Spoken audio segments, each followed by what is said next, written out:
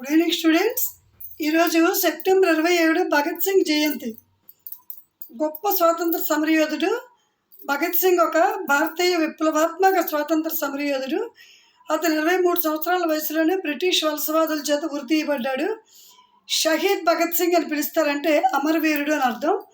అతను వలస పాలనకు వ్యతిరేకంగా భారతదేశం యొక్క స్వాతంత్ర పోరాటంలో ఒక జాతీయ హీరోగా కూడా ఆయన పరిగణించబడ్డాడు. యుక్త వయసులో భగత్ సింగ్ ఇంక్విలాబ్ జిందాబాద్ అనే నినాదాన్ని ప్రాచుర్యంలోకి తెచ్చాడు.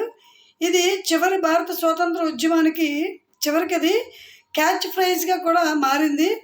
భగత్ సింగ్ 27 సెప్టెంబర్ 1907న ప్రస్తుతం పాకిస్తాన్లో ఉన్న పంజాబ్ ప్రావిన్స్లో ఉన్న ఫైసలాబాద్ జిల్లాలో బంగా అనే గ్రామంలో ఒక సిక్ కుటుంబంలో ఈయన జన్మించారు. అతని కుటుంబం జాతీయవాదం నుంచి తీవ్రంగా ప్రేరేపించబడినందువల్ల అతను కూడా దేశ స్వాతంత్ర ఉద్యమంలో చాలా చురుగ్గా పాల్గొన్నాడు. భరతమాత ముద్దుబిడ్డ భగత్ సింగ్.